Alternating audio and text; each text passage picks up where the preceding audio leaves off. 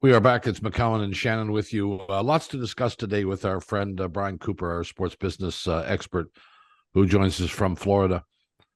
Of course she's in Brian, Florida. Of course she's in Florida. I mean, we spent some time. I don't know whether it was earlier this week or late last week, talking about the Canadian women's soccer team and the situation with them and the men too.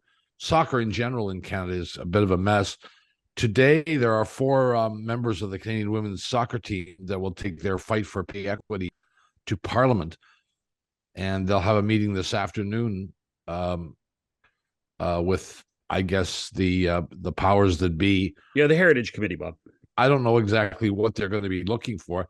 I am told that the ladies have already received a guarantee that they will get the same as the men, and yet their budgets are going down by as much as half, or maybe even more than that. Do you know what kind of a mess this is? No, I don't. First of all, I want to be very careful not to knock any other NSO that's going through a bad time, as I am chairman of the board or chairperson of the board of Canada Basketball. Canada Soccer for over many years has been very, very successful as both the men and the women have risen through their performance in the global rankings. It seems like now that the interest in government-funded national sports organizations has been piqued, and people are looking for transparency as to what the funding is going for, how the organizations work, what's the distribution of funds, what's the use of revenues coming in.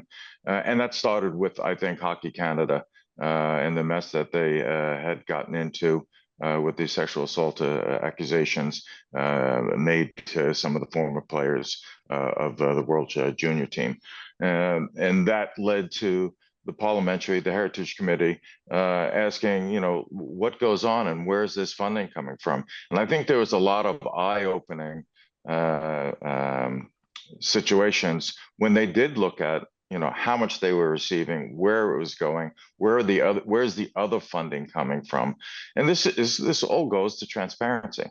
If you're receiving funds, taxpayer funds, and this is for a good cause, all these NSOs are making Canada better by getting more youth and adults involved in healthy participation in sports that we love. At the same time, you can't expect to just get a government handout without providing two things: transparency and equality. When I took over Canada Basketball, and there had been a long time where there wasn't equal representation on the board. There wasn't equal representation through gender, race, geography. That starts at the top to do that. Secondly, player advocacy is very important. That the players do know and have input into what is going on from an organization's point of view. Not that they're business people, but that they should be aware of how the organization is being run, and their voice should be heard. To that end, when I joined the board, I made 8 board changes to reflect the changing face of this country, and gender and geography. I also am putting in terms in many of these NSOs, and I'm not just talking about basketball or hockey or soccer. People have been on these boards for 12 years. They've been on it for 15 years. And so you're not getting a changing insight to a changing landscape. And so it's important, I think, that with this transparency and accountability, that it starts at the top in doing so. Soccer, had an issue that we've never experienced in basketball. They were successful. So there was performance money being granted once they achieved certain levels on a global stage.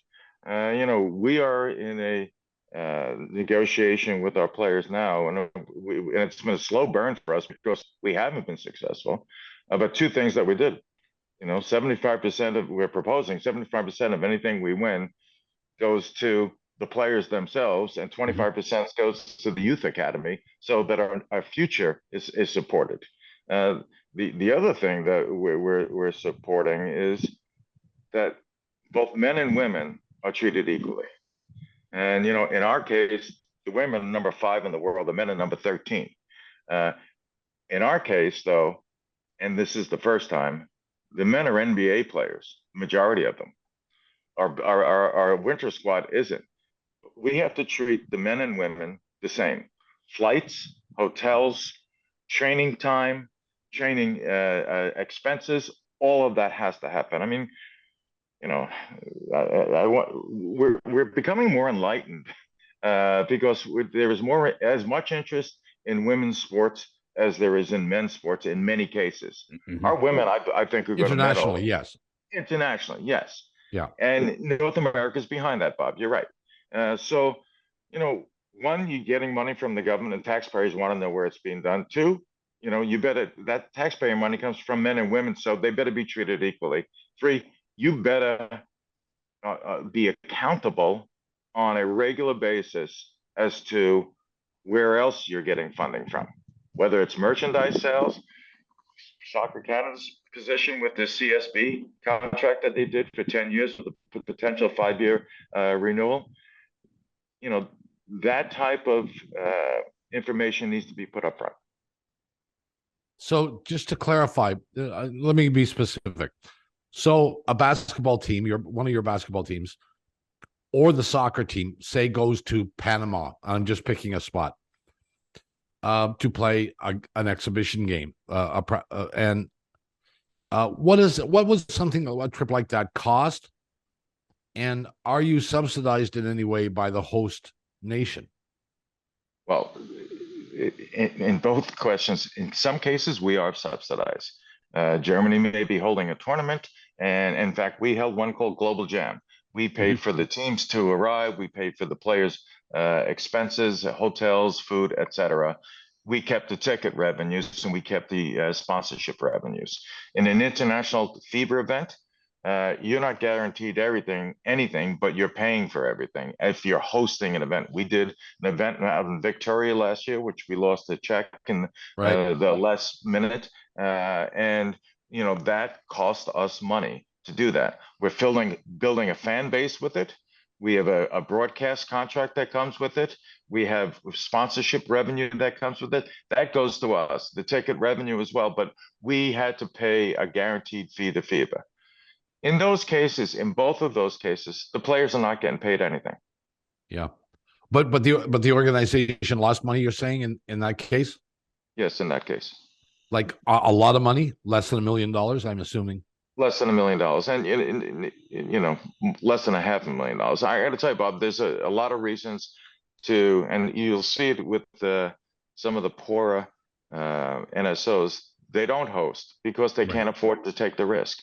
Hockey Canada went out and cut a deal with the IIHF and said, we'll buy the rights to host this for the next 10 years. Every other year, we'll give it to a foreign country, but we're owning the broadcast rights in North America. We'll That's buy the World the Juniors, rights, right? Yeah, World Juniors, and we'll guarantee it to you. Yeah.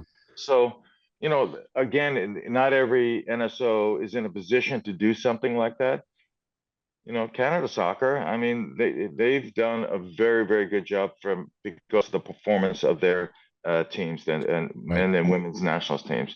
So they started getting some significant revenue from sponsorship, but that was a guarantee from the CSB.